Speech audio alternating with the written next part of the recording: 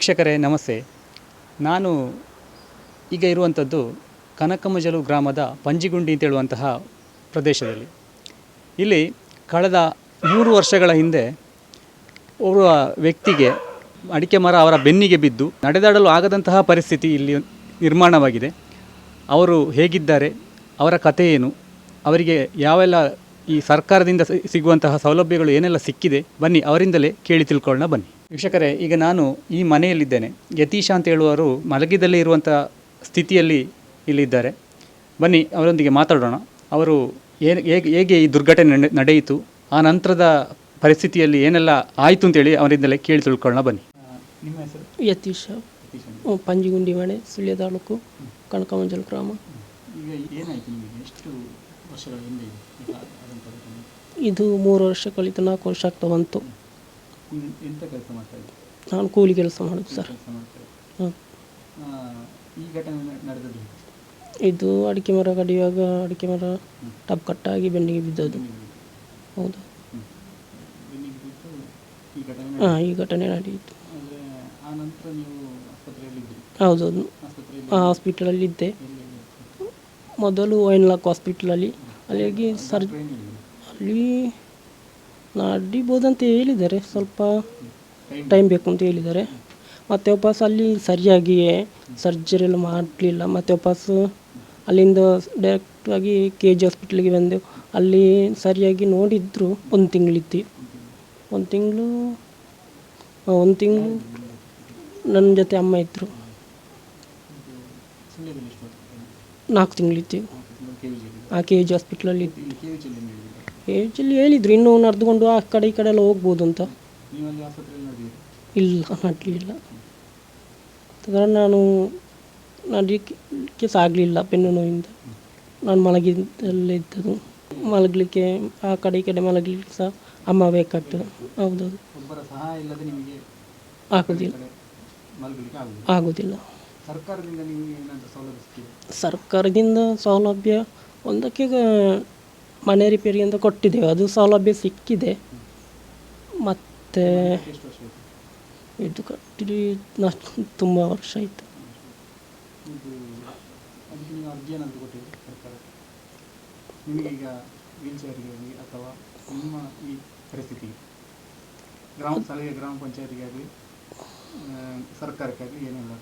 ಸರ್ಕಾರಕ್ಕೆ ಒಂದು ಕೊಟ್ಟಿದ್ದೆವು. ಸಚಿವರು ಅವರು ಬರಲಿಲ್ಲ. ಈಗ ಅವರೊಮ್ಮೆ ಬಂದಿದ್ದರು. ಅವರು ಓಟ್ ಅವಾಗ ಬಂದರು. ಹೌದು, ಒಟ್ಟಿಗೆ ಮಾತಾಡಿದ್ದೆವು, ಮಾಡಿಕೊಡುವ ಅಂತ ಹೇಳಿದರು. ಮತ್ತು ಅವರು ನಮ್ಮನ್ನೇನು ಇದು ಮಾಡಲಿಲ್ಲ, ಏನು ಹೇಳಿಲ್ಲ.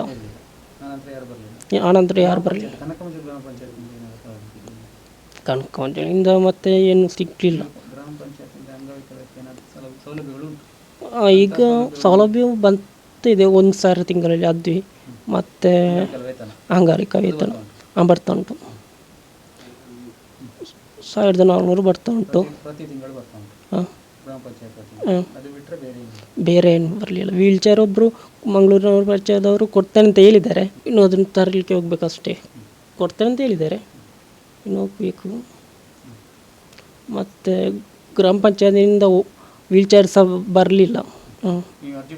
ಅರ್ಜಿಯೆಲ್ಲ ಕೊಟ್ಟಿದ್ದೆವು, ಇನ್ನು ಬರಬೇಕಷ್ಟೇ. ಕೊಡ್ತೇನೆ ಅಂತ ಹೇಳಿದ್ದಾರೆ, ಅದು ಯಾವಾಗ ಬರ್ತೇನೆ ಗೊತ್ತಾಗೋದಿಲ್ಲ ಸರ್. ಉಷಾ ಅಮ್ಮ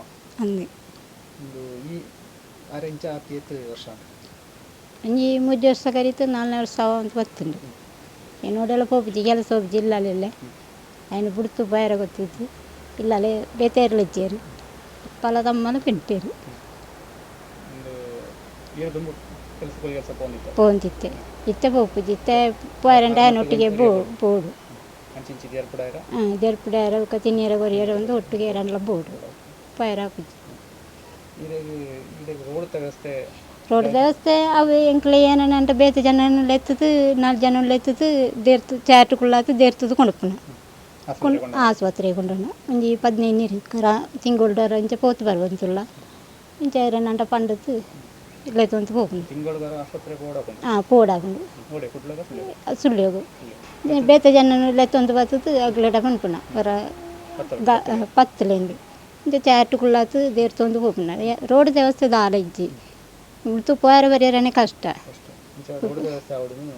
ರೋಡ್ ವ್ಯವಸ್ಥೆ ಒಂಜಿ ಮಂತು ಕೊರ್ಪೇರ್ಂಡ ಪಂಚಾಯತ್ಗೆ ಮಂತು ಮುರಾಣಿ ದುಂಬಳ ಕೊರ್ತೆ ಅಂಚ ರೋಡ್ ಪೋತೆ ಪೋತು ಅಂತೆ ಒಂಜಿ ರೋಡ್ ಮಂತು ಕೊರುಡು ಅಂಚಿ ಇಂಚಿ ಪೋಯರ ಬರೆಯರ ಎಂಕ್ಲೆ ಕಷ್ಟ ಬುಕ್ಕ ಬಾಕಿದಾಯ್ತ ಅಂಡ ಒಂಜಿ ಎಂಕ್ಲ ಕೊಣತು ಬರ್ಪ ಅಂಚತಿ ಇತ್ತೆ ಆಯನ ಒಂಜಿಲ್ಲ ತಂದು ಪೋಪುನ ಬರ್ಪುನ ಎಂಕ್ಲೆ ಬಾರಿ ಕಷ್ಟ ಆತುಂಡು ಒಂಜಿ ರೋಡ್ ಮಂತು ಕೊರೋಡು ಪಂಡೊಂದು ಇತ್ತೆ ನೆಡದಾಲ ಸುದ್ದಿ ಇದ್ದಿಗೋ ಪಂತಿದ್ದೇರು ಆವು ಮಣ್ಪುಗಂದು ಬಂಡೇರು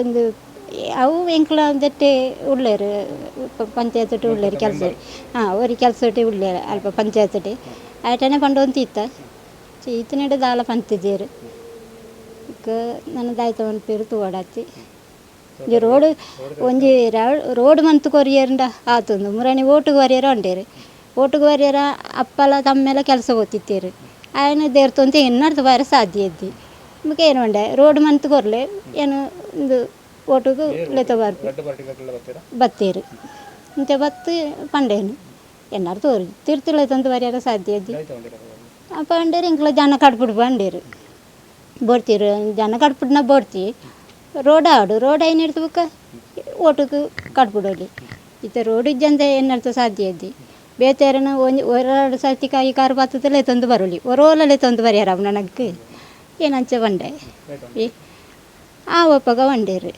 ಅಂಚ ಈ ಸರ್ತಿ ಓಟುಗೆ ಕಟ್ಬಿಡ್ತಿದ್ದಿ ಓಟುಗೆ ಏನಾರು ಇಜ್ಜ ಐಕ್ಲ ಓದ್ತಿದ್ದೀರಿ ಅವು ಲೆತ ಬಾಯರ ಬಂಡೇರು ಮುಳ್ತ ರೋಡ್ಗೆ ಬೋಡಂಡ ಭಾರಿ ಕಷ್ಟ ಉಂಡಾತೆ ಒರಿ ಎತ್ತು 2 ಜನ ಇಟ್ಟದು ಮಿನಿ ದಾಲ ಆಪನ ಹೊತ್ತು 4 ಜನ ಬೋಡು ಚಾರ್ಟುಗಳತ್ತು ಮುಳ್ಪಾಡು ತಡೆ ಮುಟ್ಟ ದೇರ್ತೊಂದು ಹೋತು ಪಿರ ದೇರ್ತೊಂದು ಬರೋಡು ಅವೊಂಜಿ ಎಂಗ ಕೆಲಸನ ಎಂಕ್ಲು 4 ಜನ 2 ಜೋಕುಲ್ಲ ಅಪ್ಪ ಅಮ್ಮ ಮಿಗಿ ರಡ್ಲಾನ್ ಜೋಕ್ಲಿ ಮಲ್ಲ ಇಂಬಿ ಬೇರ್ತು ಮಿಗಿ ಏರಿಲ್ಲ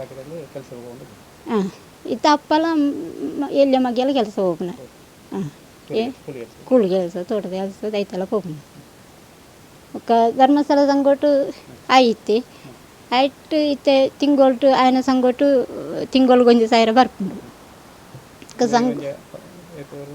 ತಿಂಗು ಅವು ಪಂಚಾಯತ್ ಲೆಕ್ಕೊಟ್ಟು ಬರ್ಪುನ ಒಂಜಿ ಸಾವಿರ ಆಯನ ಸಂಗೋಟು ಒಂದು ಪಾಡೊಂದು ಉಳ್ಳೇರು ಅಂಡ ಆಗ ಸಾಲ ಆಯ್ತುಂಡು ಸಾಲ ಕಟ್ಟ್ಯಾರ ಆಪುಜ್ಜಿ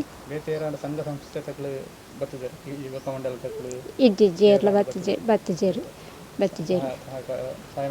ಇಜ್ಜಿಜ್ಜಿ ಸಾಲ ಮಾಡ್ತಿದ್ದೇರು ಈಗ ಒಂಜಿ ಇತ್ತ ಅಂಚ ಸಂಘದ ಇಟ್ಟು 1 ಸಾವಿರ ತಿಂಗಳು 1 ಸಾವಿರ ಕಟ್ಬಿಡು ಅಂತ ಉಳ್ಳೇರು ಸರ್ಮದ ಸಂಗೋಟು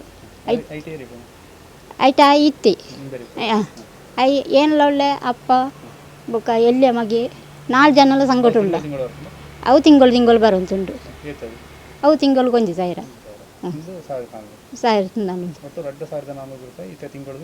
ಬರ್ಪುಂಡು ಬೇತೆ ದಾಲಜ್ಜಿ ಬುಕ್ಕ ಬೆಂದತೆ ಅವಡು ಅವ ಇತ್ತ ಸಂಗೋಟ ಇತ್ತಿಂದ ಸಾಲ ಪೂರ ಕಟ್ಟೋಡತ್ತಿ ಅವೇ ರೋಡ್ದ ಒಂಜಿ ವ್ಯವಸ್ಥೆ ಮಂತು ಕೊರ್ತು ಎಟ್ಟಾತು ಆಯ್ತಾ ಅವನೊಂಜಿ ಅಂಚಿ ಇಂಚಿ ಕೊಂಡಾರನೇ ಕಷ್ಟ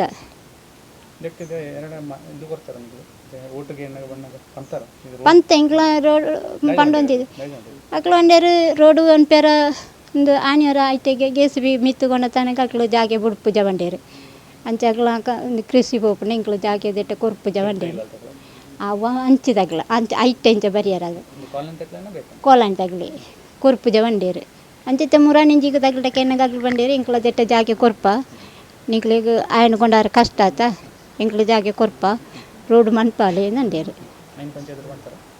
ಪಂಚಾಯತ್ ಪಂತೆ ಇಂಚ ಜಾಗೆ ದಾಲ ಪಂತಿಜೇರು ಇಂಚ ಅನ್ಕು ಕೊಂಡಾರ ಬರಿಯರತ್ತು ಜಾಗೆ ಕೊರ್ಪೆರಿಗೆ ಐತೆ ರೋಡ್ ಮಂತು ಕೊರ್ಲೇನಂತ ಬಂಡೆ ಈತನೆಡ ದಾಲ ಸುದ್ದಿ ಐತಿ. ನಾನು ಪದ್ಮನಾಭ ಭಟ್ಟಿಕೆ ಅಂತೇಳಿ ಈ ಕನಕಮಜಲು ಗ್ರಾಮದ ಅಲ್ಲಿ ಹರಿಗೌರಿ ಸ್ಮಾರಕ ಪ್ರೌಢಶಾಲೆ ಅಂತ ಹೇಳುವಂಥ ಒಂದು ವಿದ್ಯಾಸಂಸ್ಥೆ ನಡೀತಾ ಇತ್ತು. ಆ ಸಂದರ್ಭದಲ್ಲಿ ಈ ಯೋಗೀಶ್ ಯತೀಶ್ ಅಂತ ಹೇಳುವಂಥ ವಿದ್ಯಾರ್ಥಿ ಅವ SC ಸಮುದಾಯಕ್ಕೆ ಆಗಿದ್ದಾನೆ. ಅವನ ತಮ್ಮ ಸಹ ನಮ್ಮ ಶಾಲೆಗೆ ಬಂದಿದ್ದ. SLC ಆಗಿದೆ ಅಂತ ನನಗೆ ನೆನಪು. ಅನಂತರ ಸ್ವಲ್ಪ ಸಮಯದಲ್ಲಿಯೇ ಅವನಿಗೇನೋ ಈ ದುರ್ಘಟನೆ ಅವನ ಜೀವನದಲ್ಲಿ ಅನುಭವಿಸಬೇಕಾದಂಥ ಪರಿಸ್ಥಿತಿ ಬಂದೊದಗಿದ್ದು ಬಹಳ ಶೋಚನೀಯ ಪರಿಸ್ಥಿತಿ.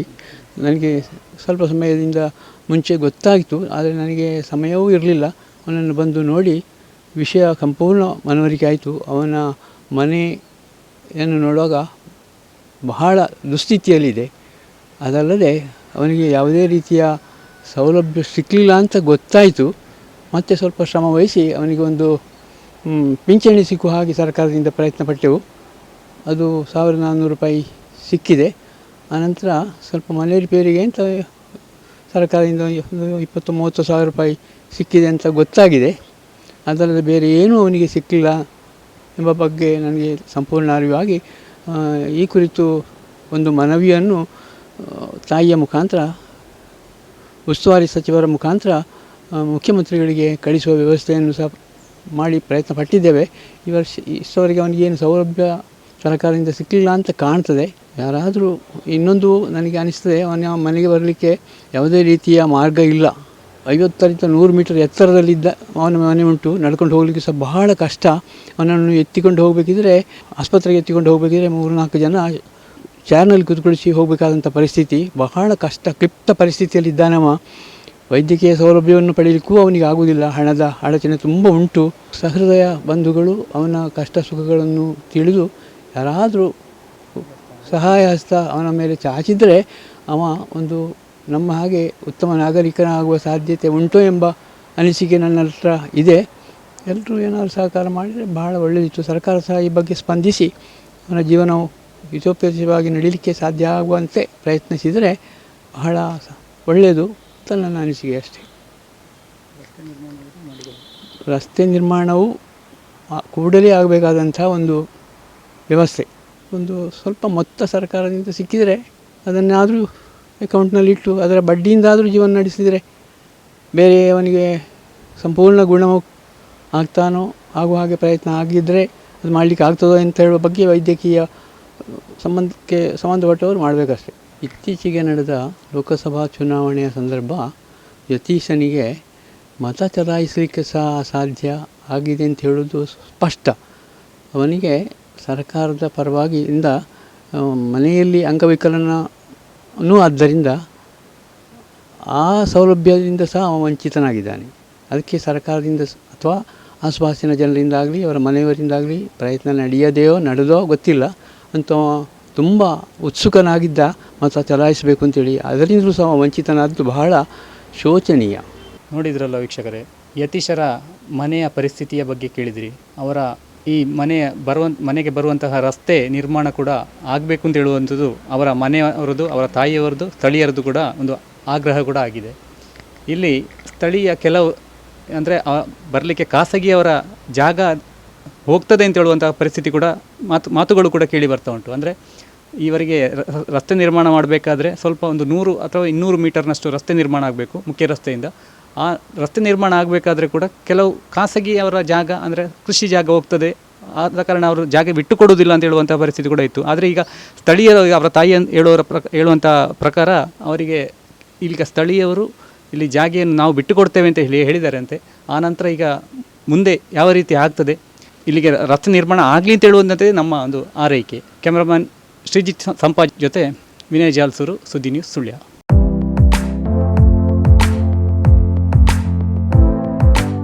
Indian computer academy, learn from the experts. ಅತ್ಯುತ್ತಮ ಉದ್ಯೋಗಾವಕಾಶಕ್ಕಾಗಿ ಕಂಪ್ಯೂಟರ್ ಹಾರ್ಡ್ವೇರ್ ಮತ್ತು ನೆಟ್ವರ್ಕಿಂಗ್ ಕೋರ್ಸ್ಗಳು.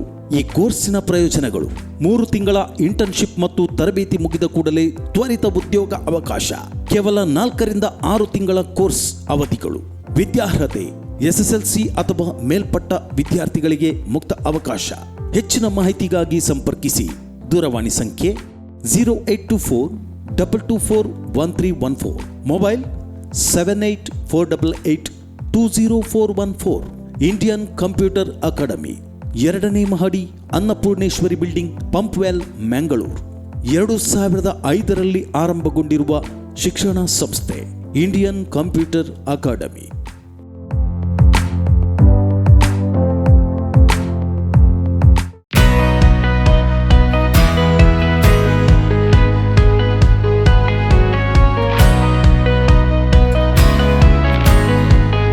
ಕಾವೇರಿ ಗಾರ್ಮೆಂಟ್ಸ್ ಸುಳ್ಯದಲ್ಲಿ ಕಳೆದ ಹಲವು ವರ್ಷಗಳಿಂದ ವಸ್ತ್ರ ಪಾರಂಪರೆಯಲ್ಲಿ ಗುಣಮಟ್ಟಕ್ಕೆ ಆದ್ಯತೆ ನೀಡುತ್ತಾ ಕಡಿಮೆ ಲಾಭಾಂಶ, ನಿಗದಿತ ದರದೊಂದಿಗೆ ಎಲ್ಲಾ ಪೀಳಿಗೆಯ ಗ್ರಾಹಕರ ವಿಶ್ವಾಸ ಗೆದ್ದ ನಮ್ಮೂರಿನ ಅತ್ಯಂತ ದೊಡ್ಡ ಏಕೈಕ ಫ್ಯಾಮಿಲಿ ಶೋರೂಮ್ ಕಾವೇರಿ ಗಾರ್ಮೆಂಟ್ಸ್.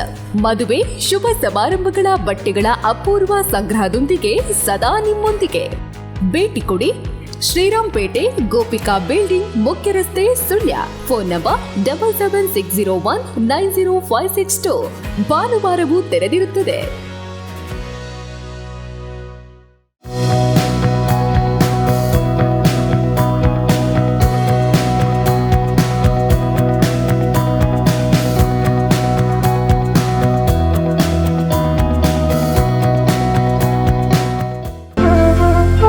ಅತ್ತೆ, ಇದು ನನ್ನ ಬರ್ಡೇ ಗಿಫ್ಟ್. ಇದೆಲ್ಲ ಜೀವನದಲ್ಲಿ ನನಗೋಸ್ಕರ ತಗೊಂಡ್ಬಂದಿದ್ದಾರೆ.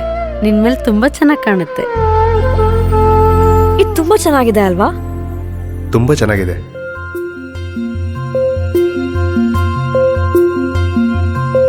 It will look really good on you. Amma? Huh? Mother is always son's first love.